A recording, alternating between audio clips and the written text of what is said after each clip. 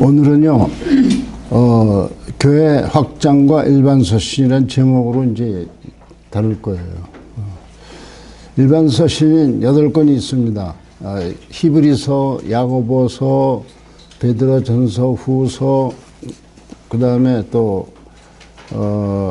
요한 1서, 2서, 3서, 유다서까지 8권이에요. 그리고 이제 마지막으로 요한계시록이 나오죠. 그리고 요한계시록은 다음 주에 끝을 낼 겁니다. 그러면 우리 10주간 동안 신약 개론을 다 마치게 되는 것이죠. 그런데 보면요, 이 교회 확장과 일반 서신이라고 그랬어요. 왜 그러냐 하면은 보세요. 또 보시면 말이죠.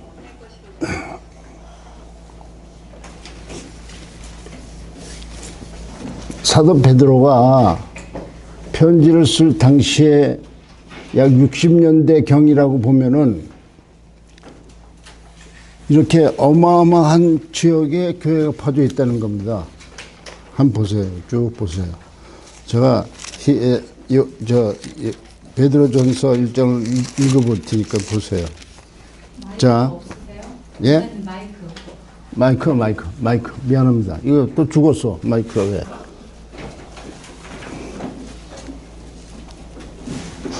마이크 테스트. 이거 왜 또 죽었어, 이게? 죽었어.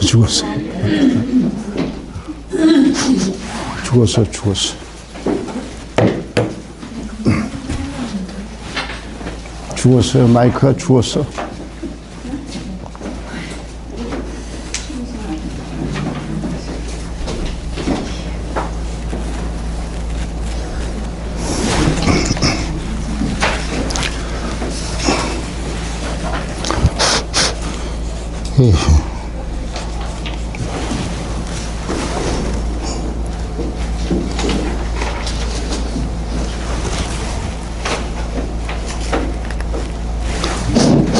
마이크 테스트. 예, 또 살아났네요. 이 베드로전서 1장에 보면요, 이런 말이 나와요. 1장 1절, 베드로전서 1장 1절, 또 죽었네. 왔다 갔다 해, 이게.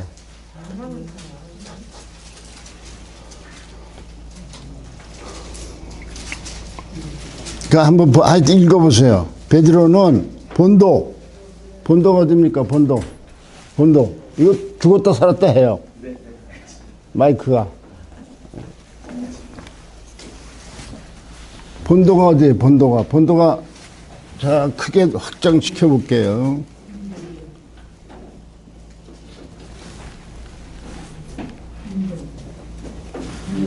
왜 크게 확장이 안 돼, 또 이건.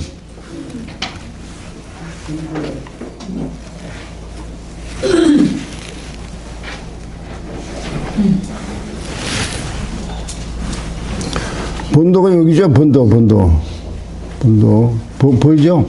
본도 보입니까? 본도. 여기까지 교회가 있었다는 거예요. 1세기가 지나기 전에. 그 다음에 갈라디아. 여기 갈라디아 있죠? 여기 갈라디아. 네, 갈라디아. 그 다음에 갑바도기아 여기입니다. 갑바도기아. 그리고 아시아는 여기 이쪽을 아시아라고, 이쪽 지역을 아시아라고 그래요. 그 다음에 비두니아 여기 꼭대기에 있습니다. 이 꼭대기에. 흩어진 나그네라고 그랬어요. 그러니까 이 지역에 교회가 다 퍼져 있다는 겁니다, 지금요. 1세기가 지나기 전에. 즉, 베드로가, 순교당한 게 68년이라고 보면은 그 전에 쓰여진 책 아니야, 이거요. 그런데 이미 이때 이렇게 어마어마한 지역에 퍼져 있다, 그 말입니다. 교회가요? 네. 말 잘 듣겠지, 너? 그래서 초대교회에 순교 지역이라는 이름으로 이렇게 붙인 겁니다. 그리고 실제로 우리가 또 보면은 이건 베드로서에만 나오는 지역이에요. 그리고 우리가 사도 바울의 편지를 봤듯이 여기 빌립보, 데살로니가, 그 다음에 여기 그 다음에 베레아, 그 다음에 여기 고린도, 이렇게 전 지역이죠, 이 지역이. 거듭 말씀드렸지만 이 지역은 알렉산더가 통일한 지역이에요. 그러니까 이 지역은 알렉산더가 통일한 지역이고 결국은 헬라어가 전체적으로 사용되던 집안이다 그 말입니다. 그러니까 이 헬라어를 사용해서 교회가 탄생된다는 게 중요한 것이죠. 그런데 그 기초를 누가 닦아놨냐? 알렉산더가 닦아놨다는 거예요. 예. 그러니까 그 다음에 이제 우리가 로마로 넘어가는데 로마는 라틴어를 쓰잖아요. 로마는 공식 명칭이 라틴어예요. 물론 여기서 헬라어도 같이 쓰기 있었지만은 공식 명칭은 라틴어입니다. 이 로마는요, 로마는. 그래서 이제 이 지역이 확장되고 복음 전도가 되고 그 다음에 이 로마를 통해서 서구 쪽으로 복음이 전파되는 겁니다. 서구 쪽으로. 이렇게 이쪽으로 가는 것이죠. 그리고 미국으로 건너가죠. 미국으로 건너가서 이제 세계 선교가 이루어지는 것입니다. 그러면요, 우리가 다시 한번 보면은,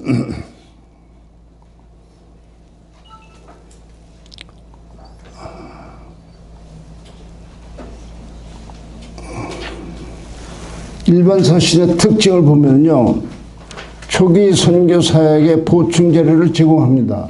사도행전에서는 가장 근본적인 자료를 제공하고 있지만은 사도행전에서 언급하고 있지 않은 그런 지역들을 언급하고 있다. 그 말이 되는 것이죠. 일반 서신은 주로 여러 교회들 내에 나타나고 있는 초기 형태의 이단 혹은 배교 혹은 종교의 실천의 문제를 반영하고 있습니다. 이제 우리가 조금 있다가 이제 히브리서에서 어떤 문제가 일어났냐, 야고보에는 어떤 문제가 일어났냐, 이런 것들을 살펴보겠어요. 특정된 교회 이름이나 수신이 명료하지 않다. 예를 들면 히브리서 같은 경우에는 누가 썼는지 몰라요. 그 다음에 어디로 보냈는지 정확하게 나타나지 않습니다. 그런 특징이 있다는 거죠. 물론 뭐 야고보가 썼다고 그러는데 그 야고보가 누구냐 도대체. 신약에는 야고보가 5사람 나옵니다. 근데 그 5사람 중에 누구냐 하는 게 문제가 되겠죠. 그렇게 이제 정확하지가 않다 그 말이죠. 그 다음에 특정된 교회 이름이나 수신이 명료하지 않다. 예를 들어 히브리서 아까 좀 말씀드렸죠. 야고보도 누가 받았는지 명료하게 나타나지 않아요. 사도 바울 편지를 보면 어때요? 고린도 교회에게 편지 쓴다라고 분명히 나오죠.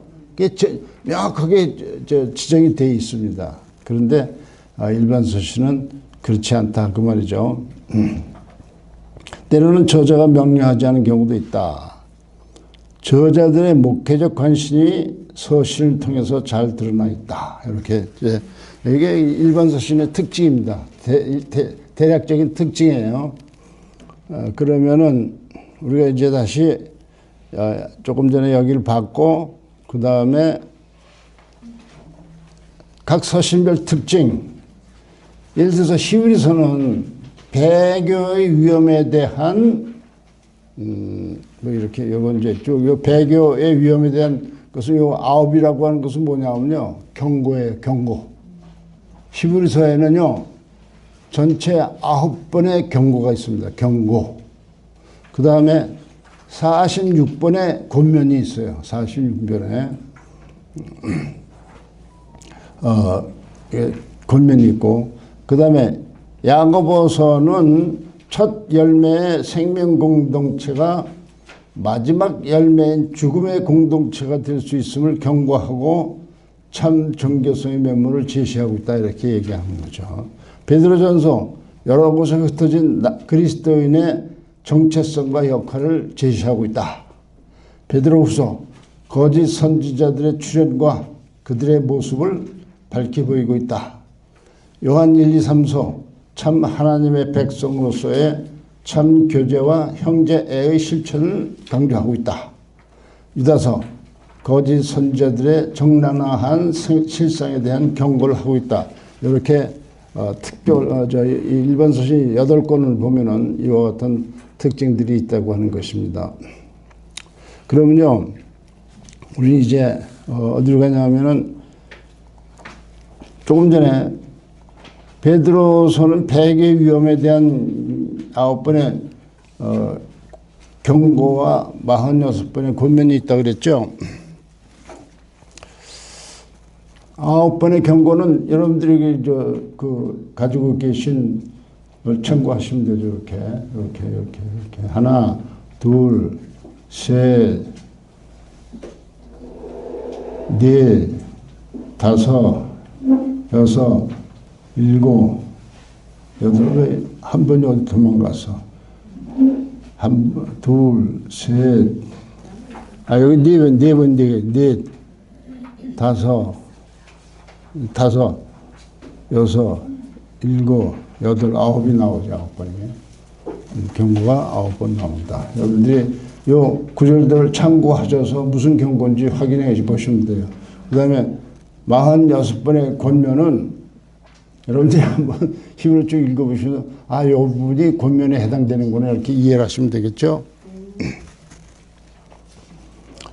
자, 이렇게 히브리서는요, 저자가 불명확해요. 그리고 독자도 불명확합니다. 저자가 불명확하기 때문에 이 저자가 누구냐에 대한 논쟁이 굉장히 심했는데 여기선 그 심한 거를 우리 다 다루기보다는 이렇게 결론을 내리면 됩니다.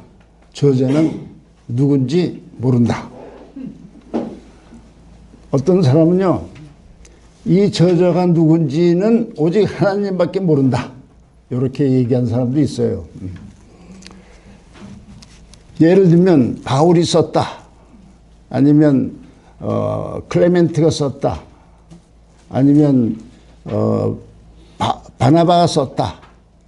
그 다음에 또 아볼로가 썼다. 이런 등등의 이야기들, 그리고 누가가 썼을 수도 있다. 누가가 바울이 히브리어로 쓴 거를 헬라어로 번역했다. 이런 주장도 해요, 사람들이. 근데 그런 것들이 있다는 건 그냥 상식적으로만 알아두시면 됩니다. 구체적인 논쟁보다는 그거는 골치 아프니까요. 제가 여러분들 골치 아프게 하고 싶지는 않죠. 그래서 결론은 누가 썼는지 모른다. 이거예요. 누가 썼는지 모른다. 그 다음에 독자 있죠, 독자. 독자는요, 많은 사람들이 이렇게 이야기를 해왔어요. 여기에 보면, 히브리서에 보면 구약 인용이 많습니까? 적습니까? 구약 인용이 어마어마하게 많아요. 이 히브리서 전체에서 구약 인용이 약 100차례 나옵니다. 100여 회. 어마어마하죠? 100여 회. 즉, 이 히브리서 저자는 구약의 성경 말씀을 100차례나 인용했다 그 말이에요. 그러니까 사람들이 어떻게 생각해요? 야, 이거는 유대인들이 히브리서 아니죠. 유대인들이 구약 성경에 대해서는 더 통달하는 사람들이죠. 그렇죠? 그러니까 이거는 유대인들을 향한 글이다라고 생각하는 거예요. 즉 유대인들의 글은 둘 중에 하나죠. 그리스도를 모르는 유대인들에게 기독교의 우위성을 증거하기 위해서 쓴 것이다. 이렇게 주장하는 경우가 있고, 아니다. 이거는 이 히브리서를 볼 것 같으면 이것은 틀림없이 그리스도인들을 향해서 쓴 거기 때문에 유대인 그리스도인들에게 쓴 것이다. 이렇게 얘기를 하는 겁니다. 그래, 유대인 그리스도인이라고 하면은 이것은 틀림없이 예루살렘 아니면 팔레스타인 지역에 있는 유대인 크리스천일 것이다. 이렇게 주장을 해요. 그런데 1826년에 와가지고요. 로에드라고 하는 사람이 무슨 소리냐. 이건 이방인에게 쓴 편지다. 이렇게 주장하고 나온 거예요. 이방인에게. 자, 한번 보세요. 6장 한번 보세요. 6장. 히브리서 6장. 그러므로 우리가 그리스도의 초보를 버리고, 초보. 그리스도의 초보. 이것은 뭡니까? 처음에 복음을 들었을 때의 핵심적인 내용을 초보라고 그러죠. 네. 그런데 초보를 버리고, 자, 죽은 행실, 회개함, 하나님께 대한 신앙, 세례, 안수, 죽은 자의 부활, 영원한 심판, 이거는 이미 유대인들은 이 부분에 대해서 철저하게 알고 있는 사람들이 아니에요. 알고 있는 사람들이에요. 그리스도인 되기 전에도 그 사람들은 이 부분에 대해서 철저하게 알고 있죠. 그런데 이게 초보에 해당됩니까? 안 됩니까? 이 내용들이. 복음을 전할 때 초보에 해당된다 그 말입니다. 이런 것들이. 그러면은 아니 유대인 크리스찬들에게 썼다면 초보라고 할 것 같으면 굳이 하나님께 대한 신앙에 대해서 언급할 필요가 있어요, 없어요? 그들은 하나님에 대한 신앙이 있습니까, 없습니까? 처음서부터 유대인들은 처음서부터 하나님에 대한 신앙이 있죠. 그리고 그들은 세례니 안수니 죽은 자의 부활이니 이런 건 다 알고 있는 사람들이에요, 이미. 그런데 초보에 이것을 집어넣었다? 그 말은 뭡니까? 유대인에 해당되는 겁니까? 전혀 그것을 알지 못한 이방인에 해당되는 겁니까? 이방인에 해당된다 이 말입니다. 이게 결정적인 단서예요. 6장에 나오는 것이 결정적인 단서로 이방인에 해당되는 것이다. 이렇게 주장하는 거죠. 그 다음에 13장을 한번 보세요. 13장.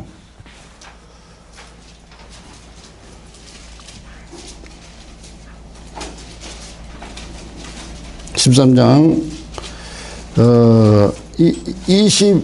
23절이야. 23절에서부터 보면 우리 형제 디모데가 놓인 것을 너희가 알라. 그가 속히 오면 내가 그와 함께 가서 너희를 부리라. 예? 그러니까 이 독자들은 디모데를 아는 사람들이 아니에요. 이 내용을 봐서는 디모데 아는 사람들이죠. 네. 그러니까 디모데가 옥에 갇혔다 풀려난다는 거예요. 지금 풀려나면은 이 저자가 히브리서 저자가 디모데와 함께 너희에게 찾아가겠다 그런 얘기입니다. 그러니까 이 편지를 받은 수신인은 디모데를 알고 저자를 아는 사람들이다 그 말이죠. 그 다음에 보세요.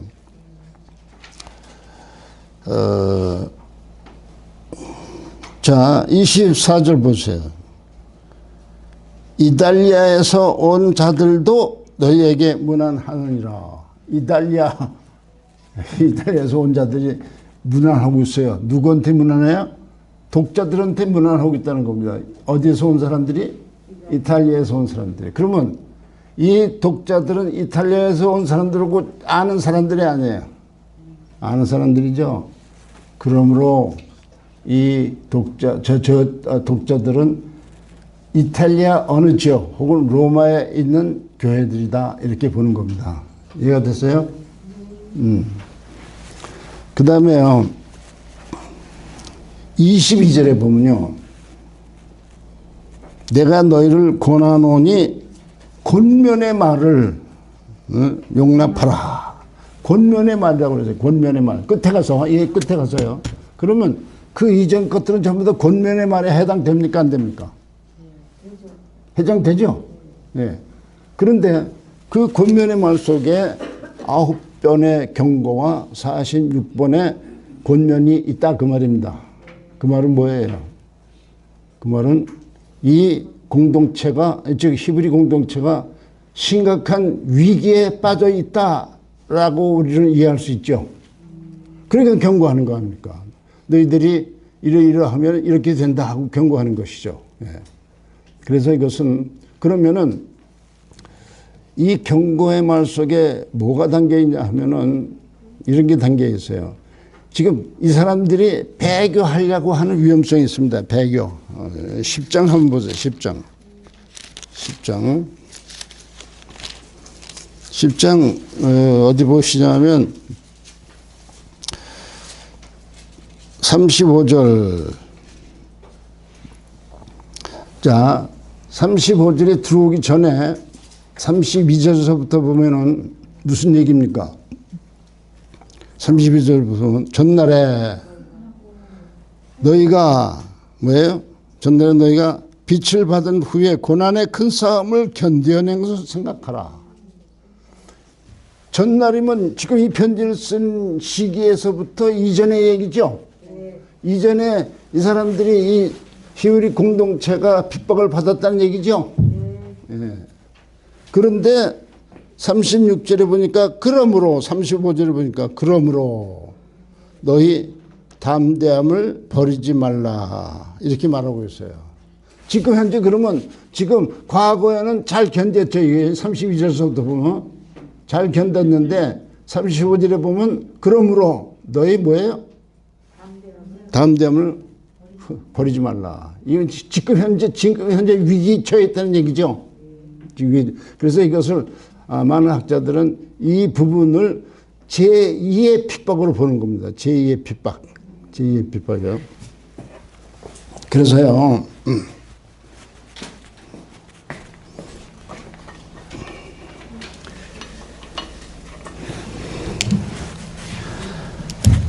제1의 핍박은 68년에 있었던 AD 68년에 있었던 네로 황제 때 크리스천들에 대한 핍박이 있었어요. 여러분들이 이 네로가 로마에 불을 질러놓고 그 책임을 누구한테 돌리냐? 그리스도인들에게 돌렸어요. 그래서 대단한 엄청난 핍박을 받았습니다. 그 다음에 AD 81년서부터 96년까지 도미티안 황제가 있어요. 도미티안 황제. 이때 사도 요한이 반모섬으로 귀한 감자, 그죠? 이때. 그런데 디모데는 AD 97년에 죽었대요. AD 97년에. 그리고 AD 14년에 태어나서 97년에 죽었대요. 그러면은 97년이면 이때입니까? 아닙니까? 이때 지났어죠. 그러니까 이때 기독교에 대한 핍박이 있었다 그 말입니다. 이걸 갖다 제1 이것은 제2에 해당된다 그 말입니다. 그래서 지금 이 부분에 대해서 언급하고 있다고 보는 것인데 저자는요. 우리 그래서 뭐라고 그러냐면 이 저자는 자 또 한번 보세요. 2장 한번 보세요. 2장. 왔다 갔다 해서 미안하지만 그래도 2장 1절서부터 그러므로 우리는 들은 것에 더욱 유념함으로 우리가 흘러 떠내려가지 않도록 함이 마땅하니라. 천사들을 통하여 하신 말씀이 요 부분은 조금 이따 설명드릴게요. 천사들이 무슨 말을 했냐 이거예요 도대체. 견고하게 되어 모든 범죄함과 순종하지 아니함이 공정한 보응을 받았거든 우리가 이같이 큰 구원을 등한히 여기면 어찌 그 보응을 피하리요. 이 구원은 뭐예요? 처음에 주로 말씀하신 바요. 들은 자들이 우리에게 확증한 바니라. 하나님도 표적들과 기사들과 이렇게 나오는 건 보셨습니다. 처음에 누구요? 그리스도를 통해서 전파됐다는 거죠. 그 다음에 그리스도에게서 들은 사람들이 어떻게 또 전파했다는 얘기죠. 그러면은 우리는 이 전파자는 여기에 그리스도가 전파했어요. 그 다음에 그 들은 사람 전파했어요. 그 다음에 여기에 저자가 있어요. 저자. 저주는 이 사람들로부터 들었어요, 안 들었어요? 그러면 이 사람들은 이 저주는 어디에 속해요? 어디에 속하냐면 second generation, 제2세대에 속합니다. 그렇죠? 이게 제1세대가 제2세대예요. 그래서 이 히브리서를 쓴 저자는 기독교 전체 흐름에 있어서 제2세대에 속한 사람이다. 이렇게 보는 겁니다. 제2세대. 그래서 우리는 그 사람이 누군지 모르지만 그럼에도 불구하고 그는 디모데를 잘 아는 동역자다. 이렇게 얘기가 되는 겁니다. 그리고 그는 제2세대 지도자다. 이렇게 보는 것이죠. 그래서 이 히브리서가 쓰여진 때를 요때로 보는 거예요. 요때로. 요 어느 때. 이렇게 보는 것이죠.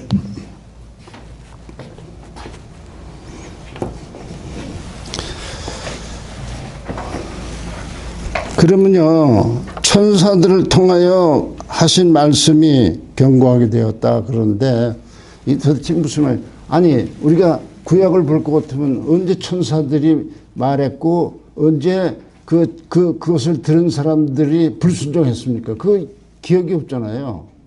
우리 출애굽기 19장 20장에 율법 주는 것이 나오는데 거기에 천사 언급이 없습니다.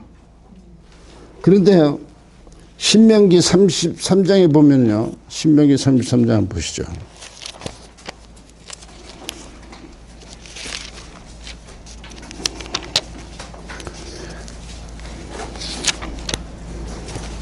신명기 33장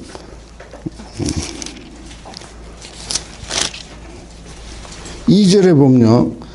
그가 일렀으되 여호와께서 시내산에서 오시고 세일산에서 일어나시고 바란산에서 비추시고 1만 성도 가운데 강림하셨고 그의 오른손에는 그들을 위해 번쩍이는 불이 있도다. 여호와께서 백성을 사랑하시나니 모든 성도가 그의 수중에 있으며 주의 발 아래에 앉아서 주의 말씀을 받는도다. 자, 이때에 그리고 갈라디아서 3장 19절 한번 보세요. 갈라디아서 3장 19절.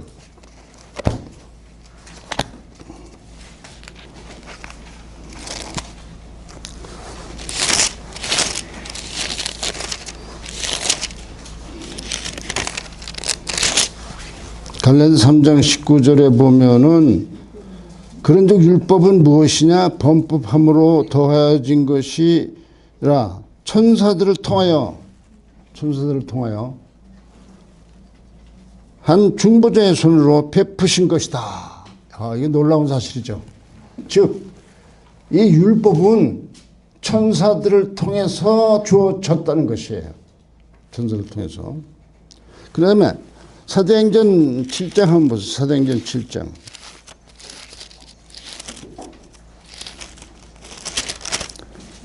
(7장 38절) 자, 시내산에서 말하던 그 천사와 우리 조상들과 함께 광야 교회에 있었고 이렇게 말씀합니다. 시내산에서 누가 율법을 줬다는 거예요? 천사들이죠. 천사들이 말했다는 겁니다. 그러면 여기서 아주 대단히 중요한 얘기가 나오는 거예요. 자,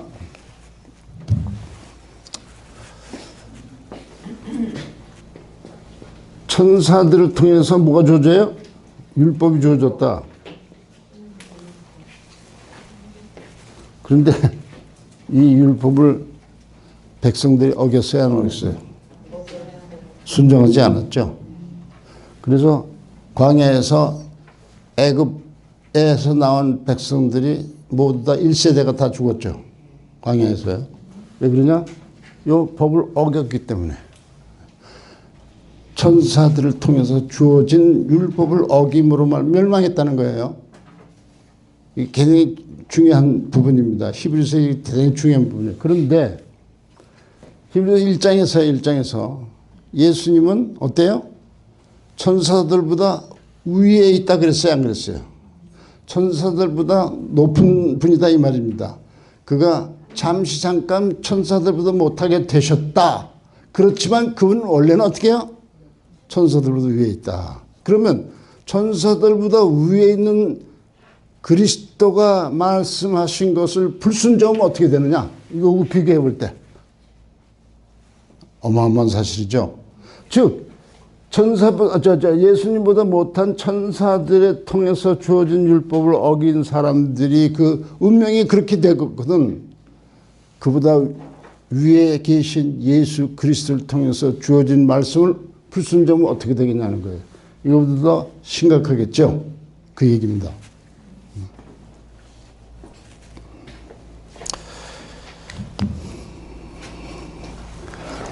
그런데요,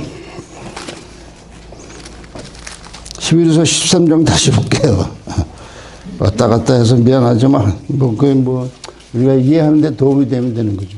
11서 13장, 11절, 12절 한번 보세요.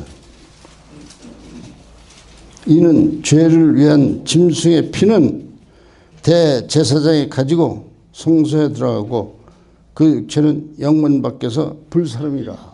그 다음에 그러므로 예수도 자기 피로써 백성을 거룩하게 하려고 성문 밖에서 고난을 받으셨느니라. 즉 예수님이 백성들을 위해서 고난을 당했다는 거예요. 그래서 여기 예수님이 이렇게 하나님 우편에 앉아 계신 분이에요. 그가 땅으로 오셨습니다. 그리고 그가 뭐예요? 대제사장직을 감당했다는 거예요. 대제사장이요. 대제사장은 뭐예요? 백성들의 죄를 어떻게 해요? 죄를 속죄하는 역할을 하는 것이죠. 대제사장. 자, 여기에 뭐가 있냐면 천사가 있어요. 천사. 이 하나님과 동등하신 그리스도가 천사보다 참지 못한 인간의 몸을 쓰고 오셨는데 그 이유는 뭐냐? 그것은 대제사장 역할을 하기 위해서다. 대제사장 역할을 어떻게 하느냐? 그것은 뭐냐? 백성들의 죄를 해결하기 위해서 대제사장 역할을 한다는 얘기죠. 그래서 이 히브리서에서만 예수님을 대제사장으로 표현하고 있는 겁니다. 대제사장으로. 그런데 원래 구약의 대제사장은 누구의 자손만 대제사장이 될 수 있어요? 아론의 자손만이 대제사장이 될 수 있잖아요. 근데 예수님은 아론의 자손이 아니에요. 다윗의 자손이죠. 그러니까 엄격하게 얘기하면 구약의 법에 따르면 예수는 대제사장이 될 수가 없어요. 그렇죠? 그런데 여기에 등장하는 게 뭐냐? 멜기세덱이라는 거예요. 멜기세덱. 즉 율법이 주어지기 전에 멜기세덱이라는 사람이 아브라함에게 나타나서 아브라함에게서 11조를 받았어요. 그렇죠?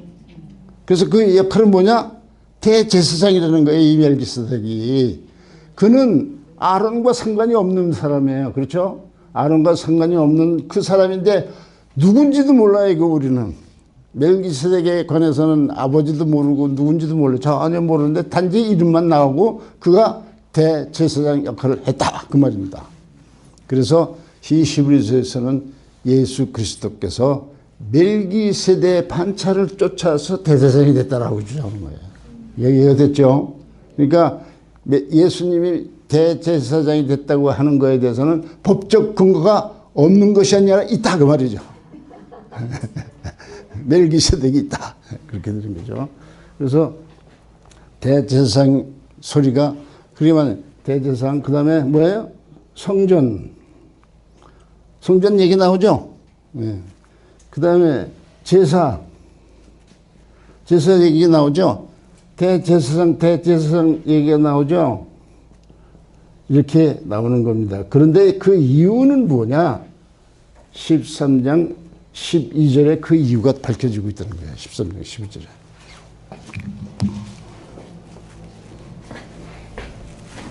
그러면 이 히브리 백성들은 어떻게 되느냐 그러면요. 히브리 백성들은. 이 백성들은 13장 13절 한번 보세요. 그런즉 우리도 왜 그의 치욕을 짊어지고 영문 밖으로 그에게 나아가자. 무슨 얘기입니까?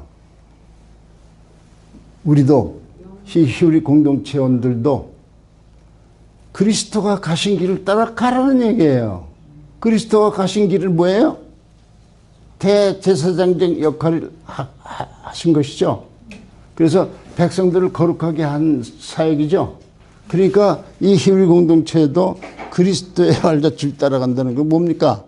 너희들도 예수님처럼 대제사장 역할을 감당하라 그 말입니다. 그러면은 거기에는 고통이 있을 수 있다. 고난이 있을 수 있다.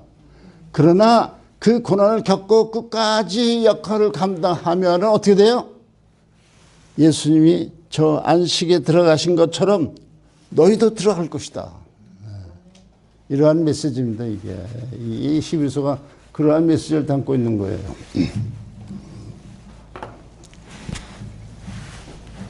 어떻게 이해가 됐나요? 그래서 여러분들이 히브리서를 읽을 때 대제사장이다 이런 것들이 쭉 나오는데 그렇게 이해하시면 돼요. 한 가지 질문을 드릴게요. 9장 보세요. 히브리서 9장.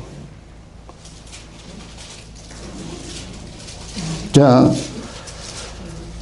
거기 9장 2절서부터 보면, 자, 1절서부터 한번 보죠. 첫 언약에도, 첫 언약이 율법이에요. 언약에도 성기는 예법과 제사의 세상에 속한 성소가 있더라. 예? 성소. 이건 우리 이걸 갖다가 뭐라는 태버너클이라고 그러죠. 태버너클. 광야의 성소는 태버너클이라고 합니다. 템플이라고 안 그래요. 템플이라고.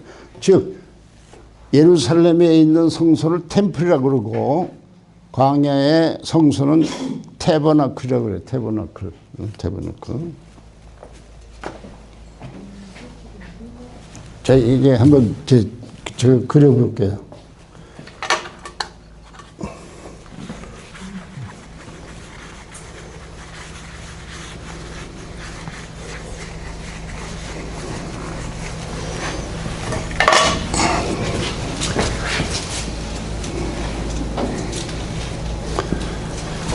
이게 성막이에요, 성막. 여기에 성소가 있습니다. 요거를 우리는 지성소라고 그래요, 지성소. 요거를 성소라고 합니다. 요거는 그 태브나클이고, 그래서 여기서부터 여기까지가, 약 22m예요, 22m. 22m. 약이에요. 여기서부터 여기까지가 약 44m 돼요. 기록줄이 대보면. 그래서 이걸 50규빗이라고 그러고, 50규빗, 1규빗은 45cm예요. 1규빗은. 그러니까 여기 정확하게 22.5가 되겠죠. 이것은 100규빗이에요, 100규빗. 그러니까 이건 정확하게 얘기하면 45가 되겠죠. 100규빗이니까. 100규빗. 이게 45. 그리고 여기는요, 여기는, 요 지성소는요, 요렇게 생겼어요. 어떻게 생겼냐면,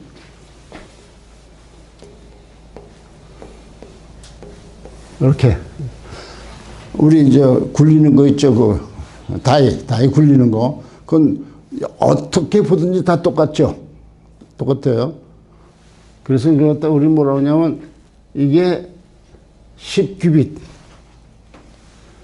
여기서부터 여기까지 10규빗.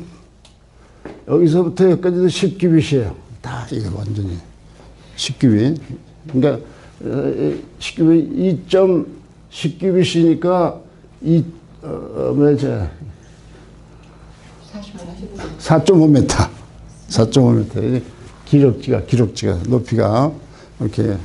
그다음에 요거는 높이는 같고 길이만 달라요. 기럭지만 달라요. 이것은 20규빗이에요. 20규빗. 그러니까 요거의 배다 그 말입니다. 배. 그러니까 이것은 9m 되죠. 9m 정도. 9m. 이 식이 9m. 이 안에 뭐가 있냐? 왼쪽에 금촛대가 있어요. 금촛대. 그리고 오른쪽에 뭐가 있냐? 진설병을 놓는 상이 있어요. 상. 그 안에 뭐가 있냐? 향 피우는 등대가 있어요. 등대 이렇게. 요거는 휘장이에요. 휘장.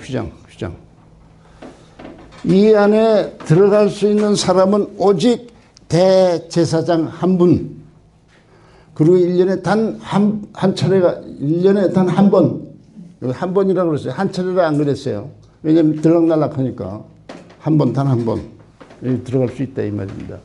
여기에 뭐가 있어요? 여기 이런 게 있어요, 이런 게. 이런 게 있는데, 이런 게 있는데, 이제, 이런 게 있는데, 여기에 이렇게 천사가 쳐다보고 있고, 요걸 갖다 우리는 요 오위를 속죄소라고 그래요. 속죄소. 여기에 뭐가 들어가 있어요? 만나를 담은 항아리. 그 다음에 아론의 쌍난 지팡이. 그리고 두 돌판. 십계명 담긴 두 돌판. 그래서 이것은 요 십계명을 주신 분은 성부 하나님이라고 인식을 하는 겁니다.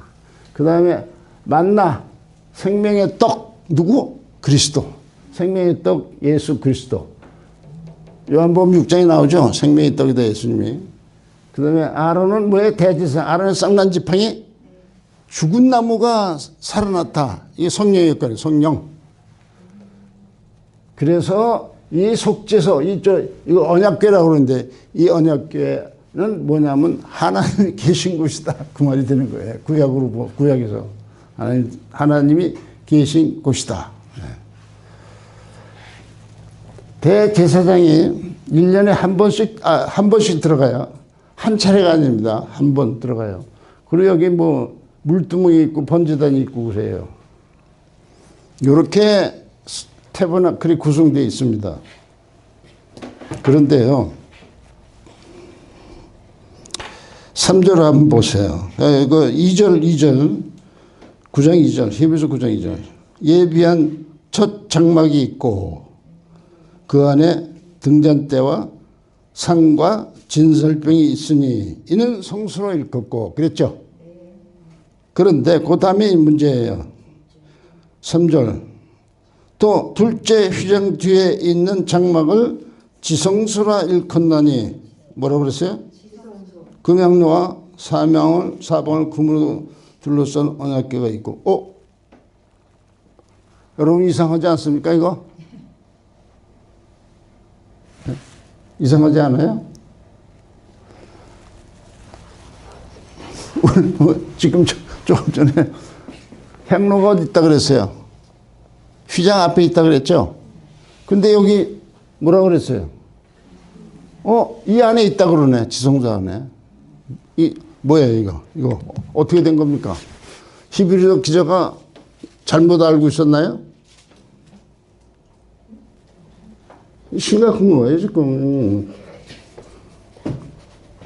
구약에서 분명히 금양년 요 앞에 있게끔 돼 있어요. 매일 아침에 들어가서 향을 피우게끔 돼 있어요.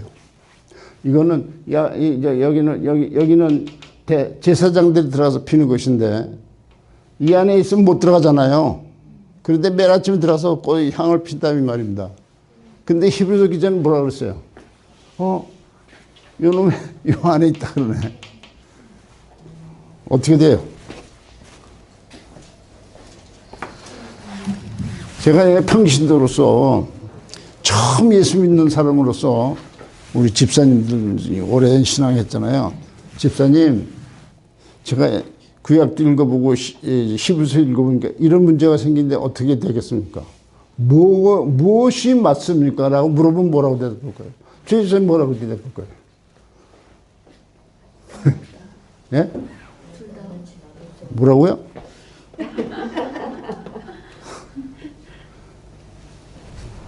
이게 심각한 문제예요, 지금.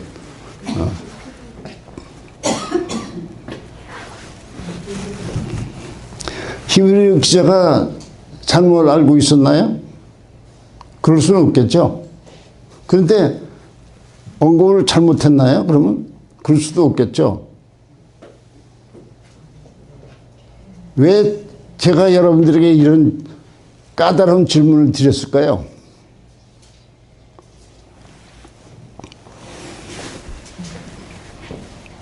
그것은요, 제가 헬라어를 조금 안다는 걸 알려드리기 위해서.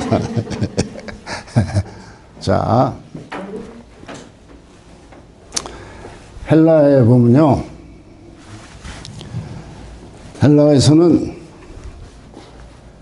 이거를 여기다 넣는다고 위치의 얘기가 아닙니다. 위치. 그러니까 위치라고 하는 것은 영어로 하면 place죠, place. 예? 이것이 항상 여기에 있는 게 아니라는 얘기예요. 그 표현을 안 하고 있다는 거예요. 헬라어에서는요. 뭐라고 표현하고 있냐면 소유격, 소유를 말하고 있어요. 소유. 즉 대속죄일 날 이 금양로의 소유는 누구예요? 지성소입니다. 지성소. 왜 그러냐 하면은 대속죄일 날은 이거를 이 안에 갖다 놔야 돼요. 그리고 향을 피워야 됩니다. 그러면 대속죄일 날 누구 소유예요? 이 금양로는 누구 소유예요? 대지성소의 소유다 그 말입니다. 그래서 헬라에서는 소유를 말하고 있어요. 소유. 헬라에서는 소유를 말하고 있다. 장소를 말하고 있는 것이 아니라 소유를 말하고 있다. 즉 지성소가 이 금향로를 소유하는 날이다. 그 말이 되는 거예요. 이해가 됐어요? 제 집사님. 네. 누가 질문하면 그렇게 대답하세요. 네. 아니 홍 교수가 그러는데 이렇게 얘기하더라. 그렇게 하면 돼요.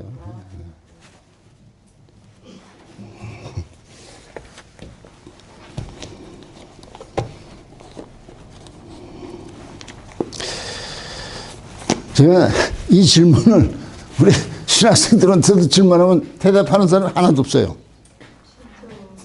그러게 여러분들을 불평하는 게 아닙니다. 대답 못했다고. 신학생들 못하는데 뭐 똑같은 거죠. 그래서 우리는 이 원문을 이해하기 위해서는 경우에 따라서는 원문이 필요하다. 그런 얘기를 하고 있는 것이죠.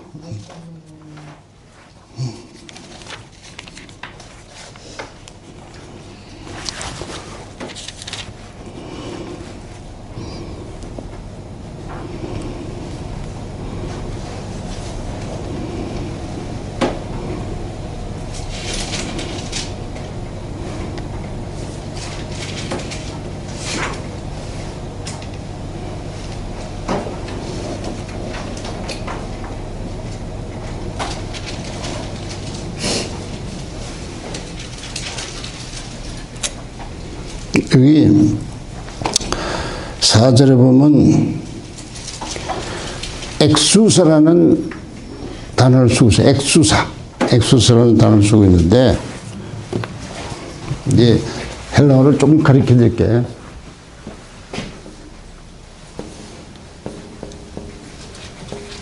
이렇게 쓰고 있어요. 엑수사를.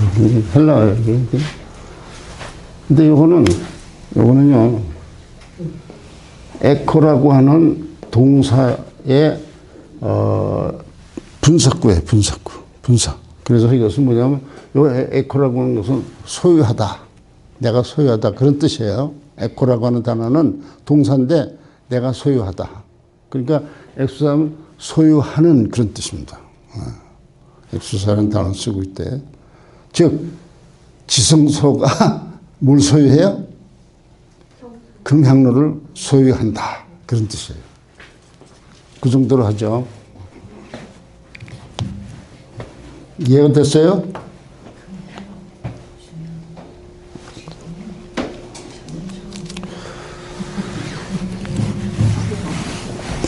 그래서 이 히브리서는 아까도 말씀드린 대로 이렇게 이해하시면 돼요.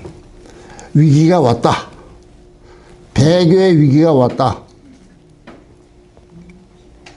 그런데 그 배교의 위기를 극복하기 위해서 이 히브리어 기자는 이 서신을 썼는데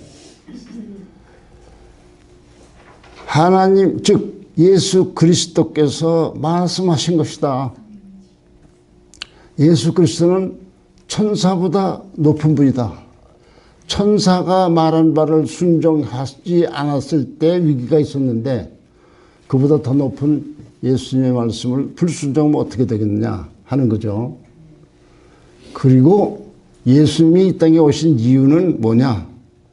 백성들을 거룩하기 위해서 대제사장의 역할을 감당하기 위해서 오셨다.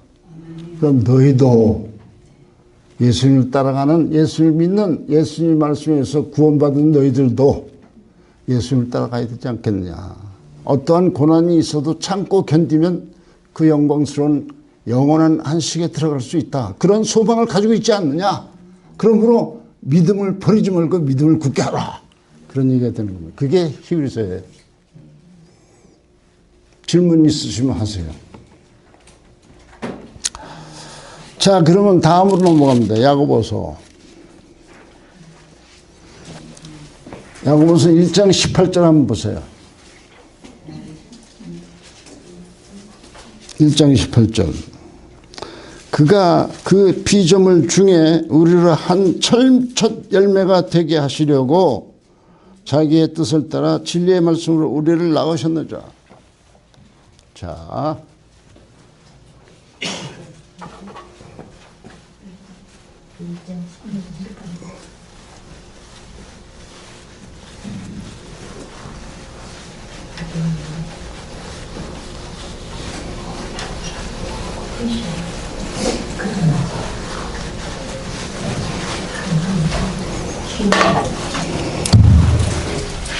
일장 18절에 첫 열매,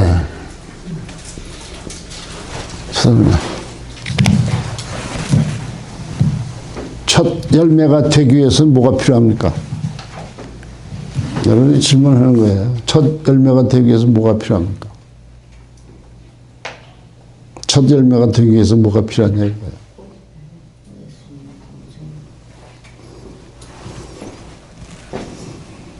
응? 첫 열매. 이 첫 열매 사상은 신약 성경에서 야고보하고 딴 곳에서 단 두 군데서 나오는 얘기예요. 첫 열매.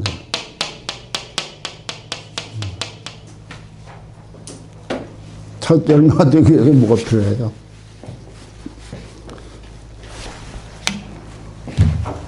자,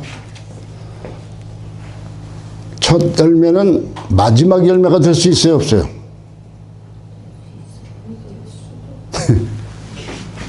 두 번째 열매가 맺혀지지 않으면 마지막 열매잖아요. 그렇죠? 이게 마지막 열매가 될 수 있다는 겁니다. 그 다음 열매가 맺어야지만 첫 열매가 돼요. 오케이? 맞죠? 이게 상식적인 얘기입니다. 상식적인 얘기예요. 그래서 다음 열매가 맺어져야 된다. 그 말입니다. 맺어져야 된다. 그래야만 첫 열매다. 그러면 왜 야고보는 첫 열매 사상을 여기에 집어넣습니까? 이 야고보서는 전부 다가 108구절이에요. 108구절. 그 중에서 54구절은 명령형으로 되어 있어요. 명령형.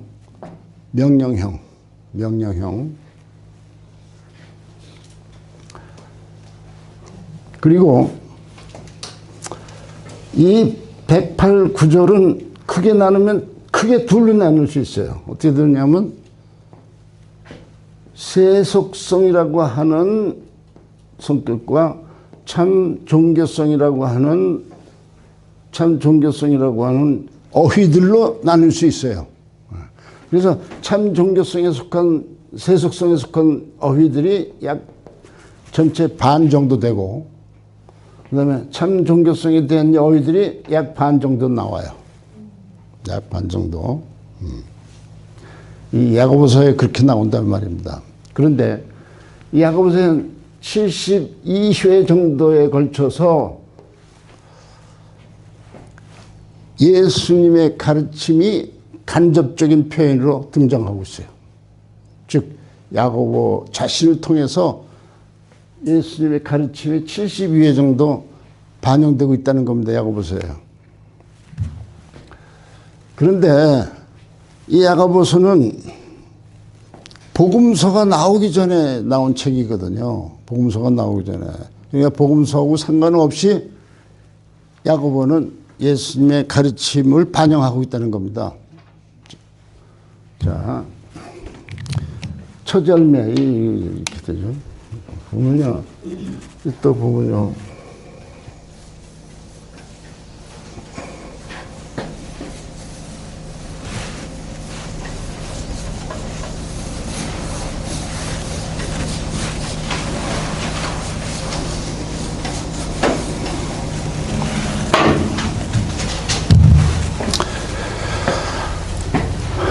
그 당시에 야고보가 예수님 오실 이 당시에 몇 개 종파가 있었다고 그랬죠. 여러분들 처음에 우리가 얘기했잖아요. 그죠?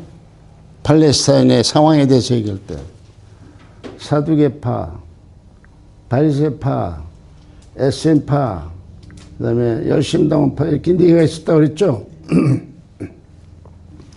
그런데 여기 제5로 누가 나와요? 예수님 파가 나오죠. 제5로. 그죠? 제5로. 예수님파. 그러면 이 네 개 파 속에서 해결되지 못한 것을 예수님 통해서 해결돼야 안 돼요. 왜? 여기에서 나오는 그 주장들은 다 하나님의 뜻을 성취하는데 부족하다. 그렇기 때문에 누가 필요해요? 예수님이 필요하죠. 그래서 예수님이 등장한 거죠. 그렇게 처음에 얘기한 적이 있어요. 그러면 이 예수님의 삶은 어떻게 해요? 여기는 종교적인 파들입니까? 아닙니까? 종교를 실천하려고 하는 파들이죠. 그런데 이 종교를 실천하는 것은 전부 다 실패했다는 거예요. 하나님 나라와 관련해서 하나님 나라에 들어가는데 실패했다는 겁니다. 오케이? 근데 예수님 어떻게 해요? 성공했죠. 그래서 이 실패한 종교를 대체시키는 참 종교가 누구냐? 그리스도를 통해서 나타났다는 거예요. 그런데 그 가르침이 누구에게 또 전달돼요? 야고보에게 전달되는 거예요. 야고보. 그래서 어떻게 해요? 72회가 야고보의 생애를 통해 나타나는 겁니다. 야고보. 그러면 야고보는 예수님은 하나님의 아들이기 때문에 참 종교를 실현했다고 하지만 야고보는 뭐 사람이 아니야. 그런데 야고보는 어떻게 해요? 예수님을 따라서 참 종교를 실현했어요, 안 했어요? 야고보는요, 고대 글을 통해서 볼 것 같으면은 모든 사람들에게, 주변의 모든 사람, 그리스도를 믿는 사람들, 아니면 이방 사람이든지 아니면 에비온파라든지 이런 사람들한테 모두 다가 존경을 받는 사람이라고 그래요. 그리고 야고보를 가는 게 뭐렇게 얘기하냐면 신약의 아모스다라는 그런 표현도 하고 있고요. 그래 아주 종교적으로 훌륭한 사람이에요. 근데 이분이 이 야고보가 AD 62년에 안나스라고 하는 대제사, 안나스 제3세예요. 제3세라고 하는 대제사장에 의해서 돌로 쳐 죽임을 당해요. 돌로 쳐 죽임을 당해요. 그런데 이때 어떤 때냐면 총독이 바뀔 때. 총독이 오기 전에요. 그러니까 그 틈을 타서 요 안나스가 이 야곱을 쳐 죽이는 겁니다. 이 대제사장이. 그래서 요세포스는요 이렇게 얘기합니다. 야고보를 부당하게 죽임으로 말미암아 AD 66년에서 70년에 유대 전쟁이 일어났다. 하나님의 징계다. 이렇게 얘기합니다. 그래서 멸망하는 거죠, 예루살렘하고 예루살렘 유대인 민족이 멸망하잖아요. 66년, 70년에. 그래서 하나님 징계라고 요세푸스는 이렇게 언급했어요. 근데 이 야고보는 누구냐? 이 야고보는 예수님의 동생입니다. 동생. 그리고 처음에는 예수를 안 믿었지만 고린도전서 15장에 보면 부활하신 그리스도가 그에게 나타났다.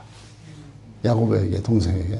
그리고 사도행전 15장에서 첫 번째 예루살렘 공의에 있을 때 언급한 아주 중요한 사건을 언급한 그 야고보가 바로 예수님의 동생이다. 이렇게 얘기하는 겁니다. 그래서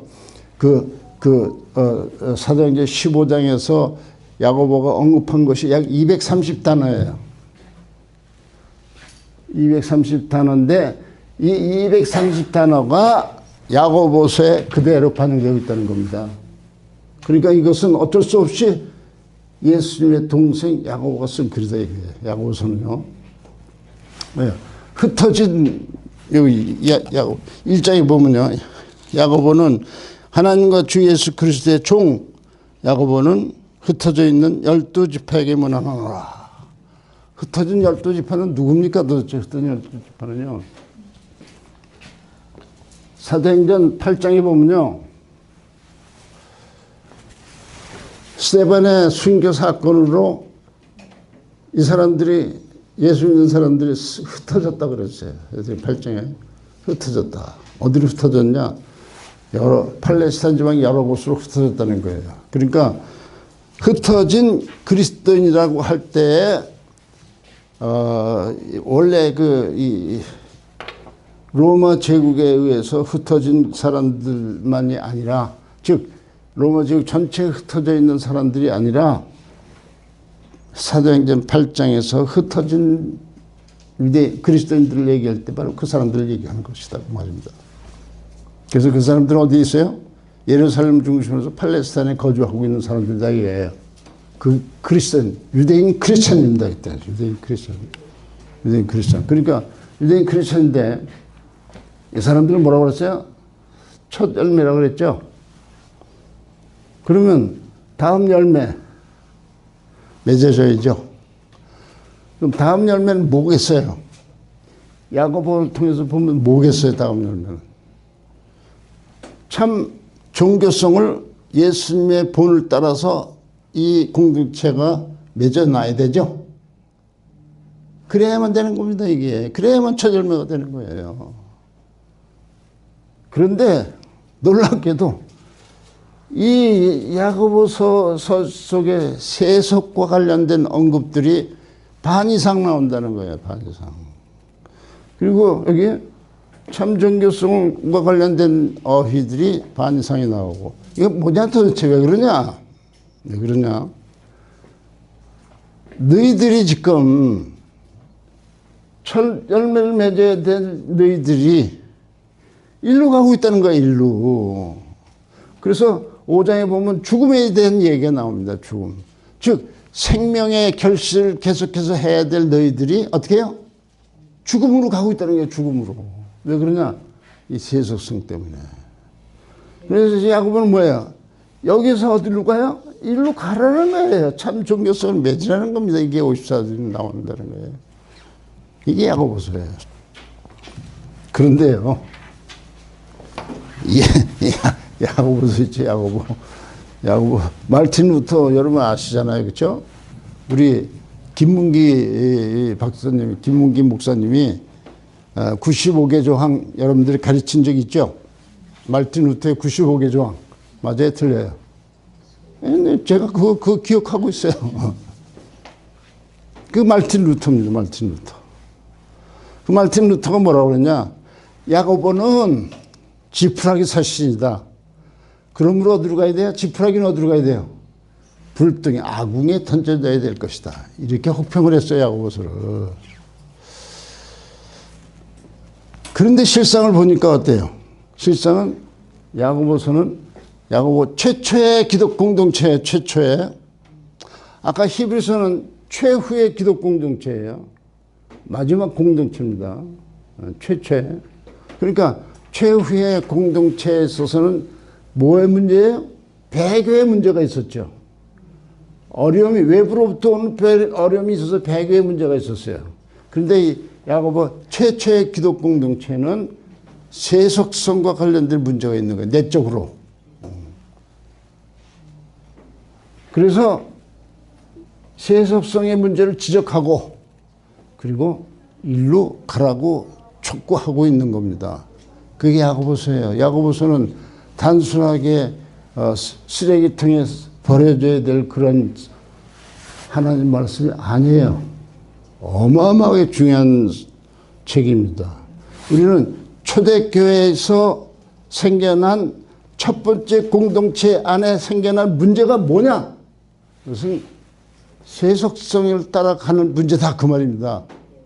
근데 야고보를 통해서 참 종교성을 회복해야 된다고 하는 거예요. 이거를요, 오늘날 기독교에다 적용시킬 수 있을 것 같아요, 없을 것 같아요? 오늘날 기독교의 문제는 뭐냐? 세속성의 문제예요, 세속성의 문제. 세속성. 즉, 세속의 물결이 기독교의 문지방을 넘어왔다는 거예요. 그래서 영향력을 끼치고 있다는 겁니다. 뭐예요? 야고보서의 상황이에요. 그러면 그 교회가 어디로 가야 되냐? 일로 가야 되냐? 야고보의 메시지를 들어야 될 것 같아요? 안 될 것 같아요? 들어야 되죠. 뭘 들어야 돼요? 우리의 문제가 현재 세속성의 문제는 이런 거로구나. 그리고 우리가 해결하기 위해서는 일로 가야 되겠구나 하는 거를 현대교회가 깨달을 수 있게 되는 겁니다. 이 서신서를 통해서요. 저는 학교에 있을 때 여러 교회에서 부흥회를 인도해달라고 초청을 받은 적이 있어요. 그때 저는 야고보서를 가지고 갑니다.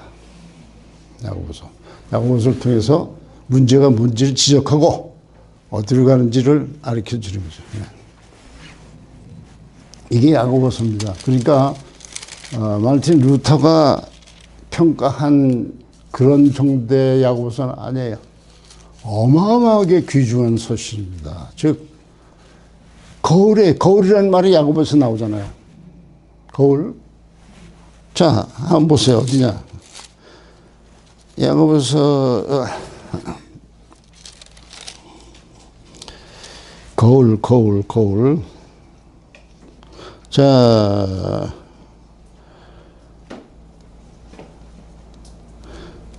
거울이라는 말이 나오는데 2장에 나오는가?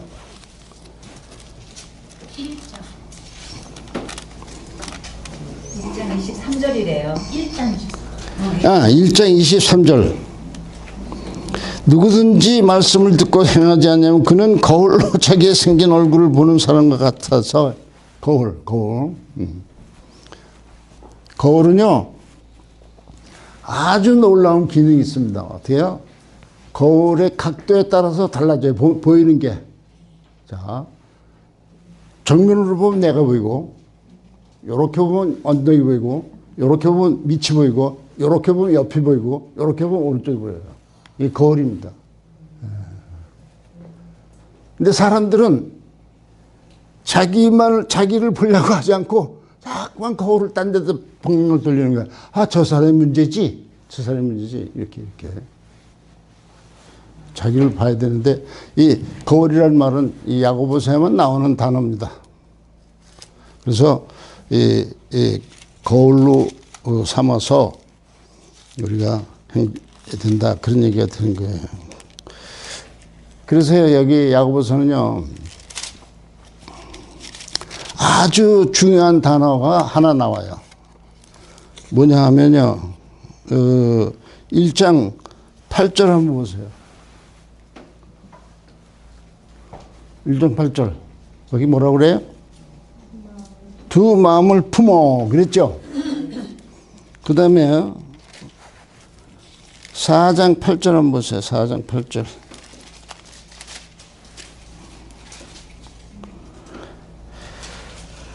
거기 두 마음을 품은 자들아 이런 나오죠. 자, 이거 아주 중요한 단어입니다. 아주 중요한 단어예요. 1장 8절과 4장 8절에 나오는데 여기선 딥스코스라고 하는 것이고 이건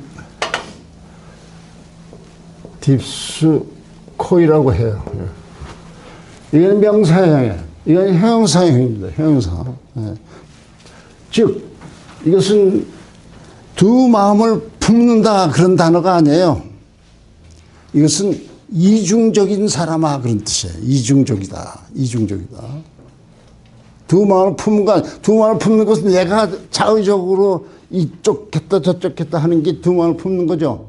그런데 이것은 그런 단어가 아니라 본질적으로 너는 이중적이다 그 말이에요. 이중적인 성격을 가지고 있다 그 말입니다. 여기 딥스코이라고 한다면 뭐냐면 야 이중성을 가지고 있는 사람들아 그런 뜻이에요. 그래서 야고보서는 어떻게 이게 이중성이 아니에요. 이중성 이게 계속해서 나오는 거예요. 그래서 예, 딥스코스 즉 이중적인 사람들아 여기서도 이중적인 사람들아 그렇게 되는 겁니다. 이 야고보서의 아주 본질을 잘 이해하는 아주 중요한 단어예요. 딥스코스라고. 그래서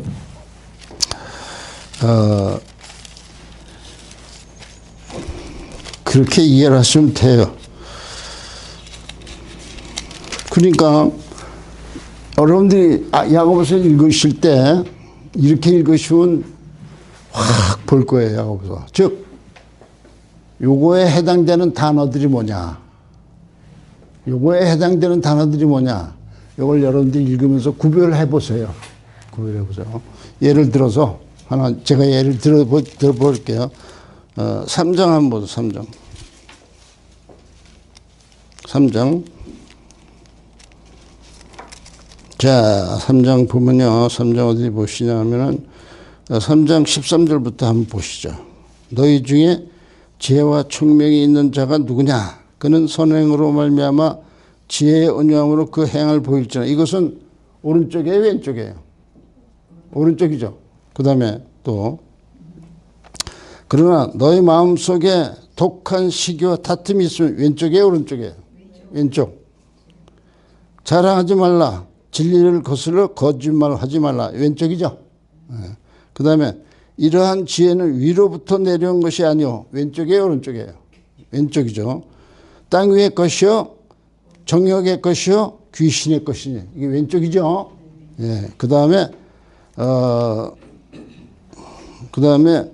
시기와 다툼이 있는 곳에는 이거 왼쪽이에요, 오른쪽이에요? 왼쪽이죠. 혼란과 모든 악한 일이 있습니다. 왼쪽이죠. 그런데 오직 위로부터 난 지혜는 첫째 성결하고 오른쪽에 왼쪽에 오른쪽이죠. 성결하고 다음에 화평하고 관용하고 양순하며 긍휼과 선한 열매가 가득하고 편견과 거짓이 없나니. 자, 이런 식으로 여러분들 읽으실 때 둘로 나눠서 한번 기록해 보세요. 그러면 아하, 홍 교수가 얘기한 게 맞구나 하는 걸 발견할 거예요. 질문 있으면 하시죠. 여기까지.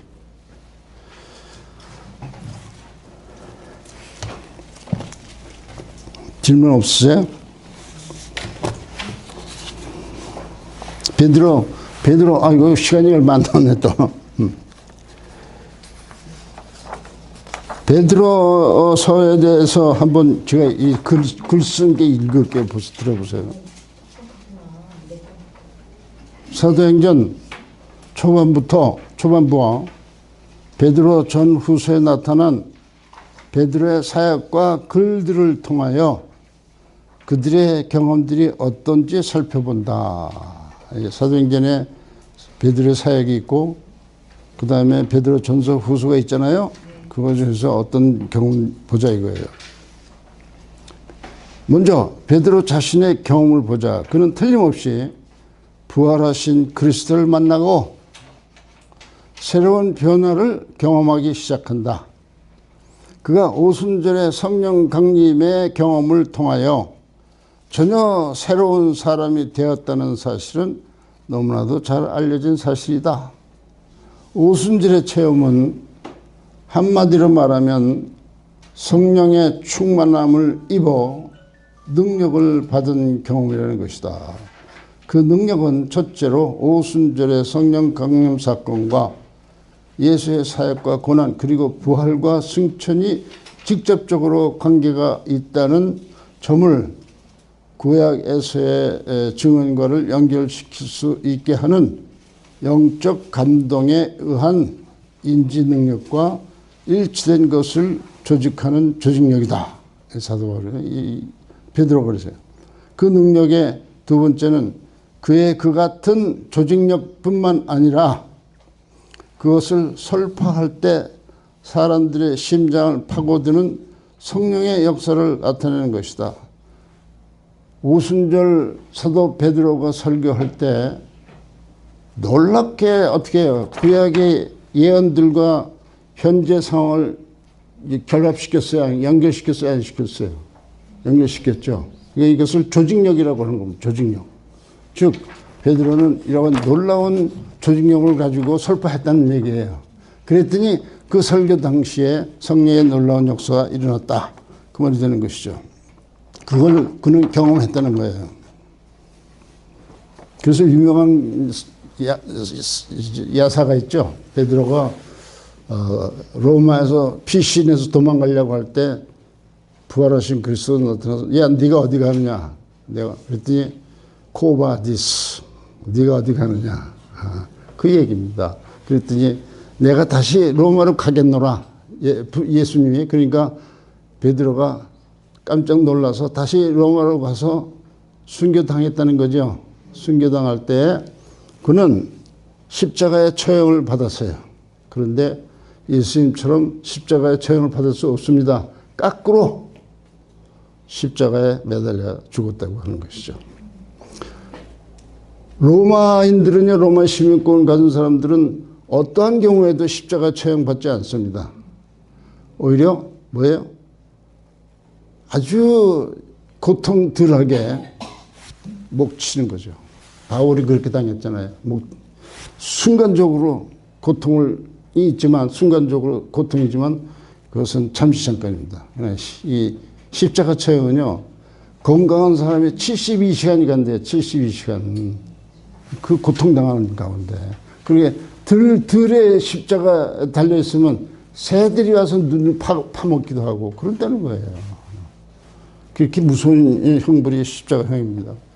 근데 로마 시민권을 가진 사람들은 그런 십자가 처형을 안 받는다. 그런 유명한 사화가 있죠. 베드로에 대한 사화. 자, 그 능력의 세 번째는 두려움 없는 그의 사역이다. 그는 핍박과 죽음의 위협 그리고 옥에 갇히는 경우에도 두려움 없이 예수의 부활을 증거할 수 있었다. 그리고 그 능력의 네 번째는 병을 고치며 죽은 자를 살리는 능력이다. 그 능력의 다섯 번째는 성령님의 강림을 예루살렘의 제자들에게만 국한시키지 않고 사마리아는 물론 이방인에게까지 체험하게 하는 도구로서의 능력이다. 베드로가 성령의 체험을 하고 사마리아 사람들에게도 성령의 능력이 나타나게 하고 고넬료라고 하는 이방인 그리스도 이방인에게도 성령이 나타나게 한다고 하는 놀라운 사건. 그리고 그는 병을 고치는 사역도 했고 죽은 자를 살리는 사역도 했다 이 말입니다. 성전 미문에 앉아서 거름뱅이가 있었죠. 성전 미문에 앉은 사람. 그래서 뭐라고 했어요? 베드로와 요한이 그 앞에 갔을 때 어떻게 해요? 내가 금과 은은 없거니와 예수의 이름으로 명하노니 일어나라. 놀라운 사건이죠. 그런데요, 성전 미문에 앉았다 그랬어요. 성전이 이렇게 있다면 미문에 앉아 있어요.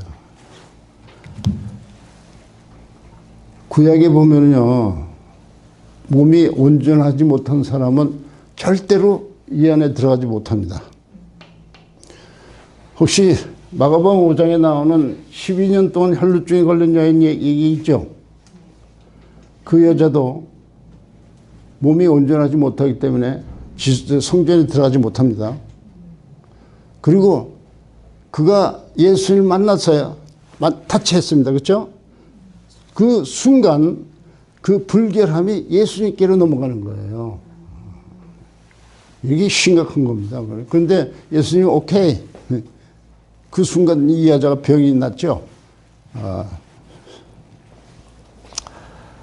이런 전설이 있어요. 이 여자가 나중에 자기 모든 재산을 다 팔아서 빌립보, 갈릴리에 있는, 그 갈릴리 위에 있는 빌립보 지방에서 교회를 세워놓고 일생을 살았다는 설이 있어요.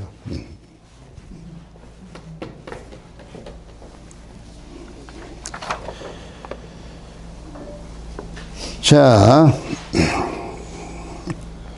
초기에 베드로 공동체 내에 나타나고 있는 여러 능력들은 성령 충만의 결과임을 말한 바 있다.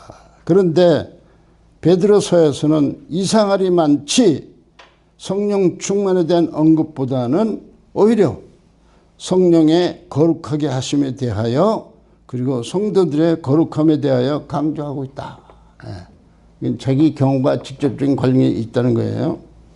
성도들의 거룩함에 대하여 강조할 때 거룩의 기준은 어떤 외향적 조건이나 윤리적 기준이 아니라 하나님의 본질에 두고 있다. 즉 뭐냐? 오직 너희를 부르신 거룩한 자처럼 너희도 모든 행실에 거룩한 자가 되라. 기록했을 때 내가 거룩하니 너희도 거룩할지어다.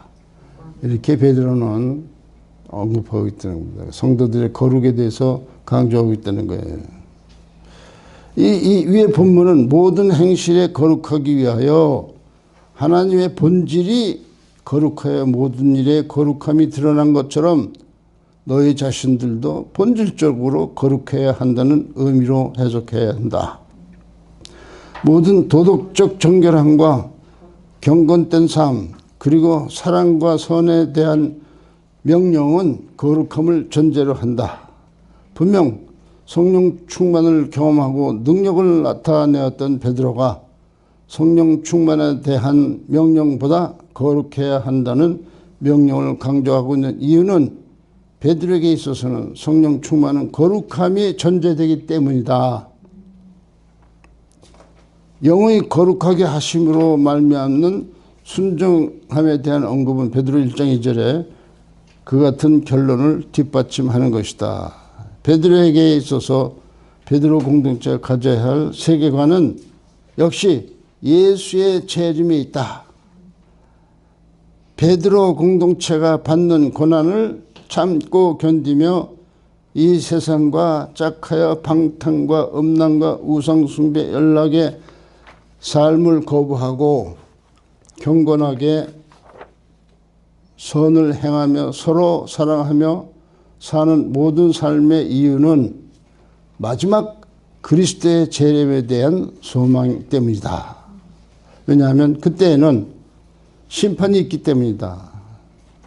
참고 견딘 자에게는 구원과 칭찬과 영광과 존귀가 있을 것이며 온전한 은혜가 나타날 것이며 즐거움이 있을 것이며 새 하늘과 새 땅이 임할 것이기 때문이다. 이렇게 베드로후서에 나타나는 얘기입니다. 이거는요. 베드로의 설교의 마지막 권면에서 그는 회개하여 세례를 받고 죄 사함을 얻으리라고 한다. 그리고 구원을 받을 것을 권하고 있다.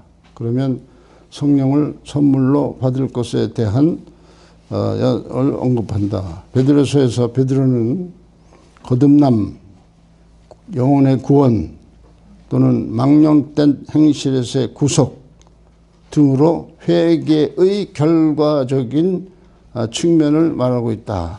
왜냐하면 사도행전에서의 베드로의 설교가 서신서에서의 권면과 다른 이유는 전자에서는 기독 공동체 일원이 되는 결단에 대한 권면이고 후자, 즉 베드로서에서는 후자에서는 이미 기독 공동체의 일원이 된 사람들에게 성도의 정체성을 강조하여 하며 이 땅에서의 역할을 강조하는 권면의 글이기 때문이다. 요한 베드로에게 있어서 구원, 구속 또는 거듭남은 강조점의 차이에 의한 서로 다른 표현이지 본질적 경험의 차이를 나타내는 것은 아니다. 이렇게 이제 베드로서에 이런 것들이 차이가 난다는 것은 그렇다는 것이죠.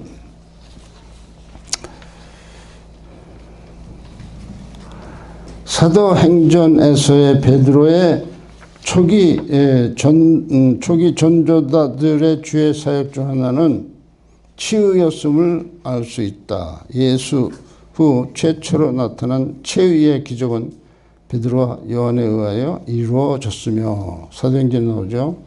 많은 병자들과 귀신 들린 자들이 그에 의하여 나음을 얻었으며 빌립에 의해서 그 같은 치유의 역사가 나타났고 이렇게 되는 거죠.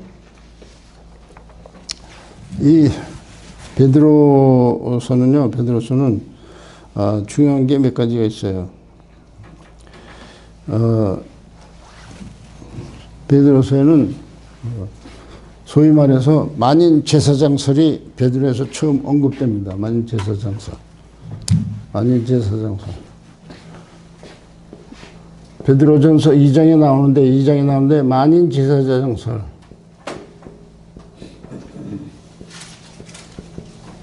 만인제사장설이 베드로서에 나와요. 베드로전서 2장을 한번 보죠.